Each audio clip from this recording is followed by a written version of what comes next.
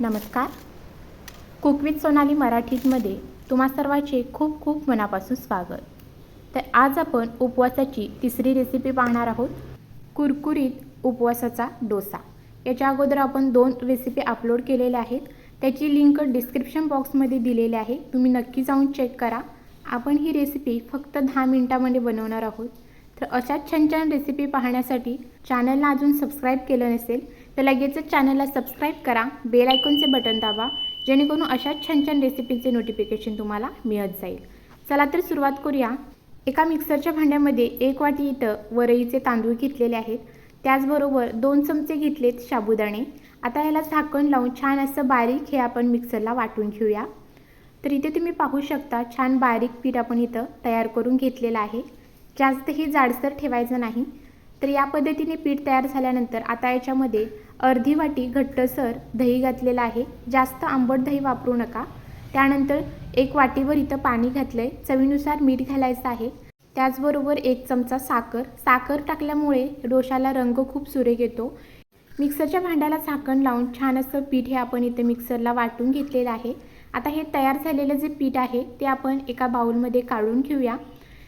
इथं तुम्ही या पिठाची कन्सिस्टन्सी पाहू शकता. जास्तही घट्टसर नाही आणि जास्तही पातळ नाही, याच कन्सिस्टन्सीमध्ये आपल्याला हे पीठ तयार करायचं आहे. झाकण ठेवून आपल्याला 10 मिनिटासाठी हे पीठ असंच बाजूला ठेवायचं आहे.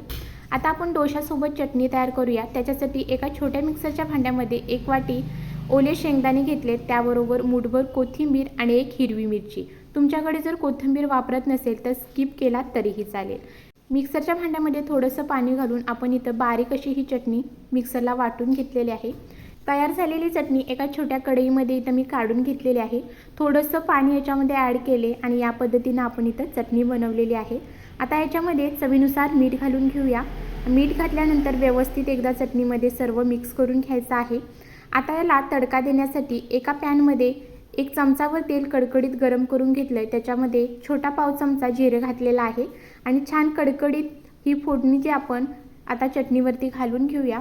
आता इथं आपली चटणी जी आहे ती तयार झालेली आहे. पहा, या पद्धतीची चटणी डोशासोबत अप्रतिम लागते, नक्की ट्राय करा.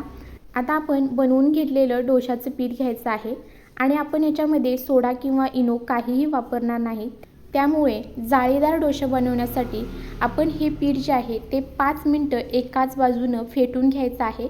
जोपर्यंत हलकेसे बबल पिठावरती दिसत नाही तोपर्यंत आपल्याला हे पीठ छान असं फेटून घ्यायचं आहे. मी जवळजवळ 5 मिनटं हे पीठ छान असं फेटून घेतलेलं आहे आणि आता आपलं इथं पीठ तयार झालेलं आहे.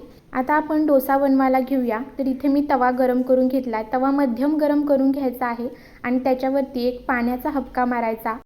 त्यानंतर एखाद्या कॉटनच्या कापडाने तवा व्यवस्थित असा पुसून घ्यायचा आहे. आपण जितका लहान मोठा डोसा बनवणार आहोत तेवढं पीठ आपण तव्यावरती घालून घ्यायचं आहे आणि व्हिडिओमध्ये ज्या पद्धतीने दाखवत आहे तर त्या पद्धतीने एकाच बाजूला फिरवत आपण व्यवस्थित असा हा डोसा पसरवून घेणार आहोत. आधेमध्ये अजिबात पळी उचलायची नाही, तर एकाच बाजूने फिरवत आपल्याला व्यवस्थित असा डोसा पसरवून घ्यायचा आहे. डोसा पसरवून घेतल्यानंतर हलकासा तो भाजला गेल्यानंतर वरून थोडंसं तूप किंवा तेल सोडून घ्यायचं आहे.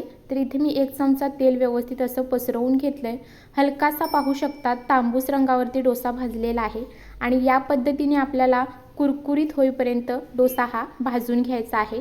छान असा जाळीदार आणि कुरकुरीत असा हा डोसा इथं तयार झालेला आहे. पाहू शकता किती सुरेख अशी जाळी पडलेली आहेत. तर व्हिडिओमध्ये दाखवल्या पद्धतीने संपूर्ण डोसे आपण याच पद्धतीने बनवून घेतलेत. जाळी अप्रतिम आलेली आहे आणि अगदी छान कुरकुरीत तयार झालेला आहे डोसा. जर उपवासाला तीच खिचडी खाऊन जर कंटाळा आला असेल किंवा अधेमध्येही अगदी पटकन कुरकुरीत असा खमंग डोसा वगैरे जर खायचा असेल तर ही रेसिपी नक्की ट्राय करा. खरंच अगदी झटपट तयार होतो आणि कुरकुरीत, चवीला तर अप्रतिम असे हे डोसे तयार होतात. रेसिपी आवडली असेल तर चॅनलला सबस्क्राईब करा, बेल आयकॉनचे बटन दाबा, जेणेकरून अशा छान छान रेसिपींचे नोटिफिकेशन तुम्हाला मिळत जाईल आणि तुम्हालाही छान छान रेसिपी पाहता येतील. व्हिडिओमध्ये तुम्ही पाहतच असाल किती क्रिस्पी आणि कुरकुरीत डोसा तयार झालेला आहे.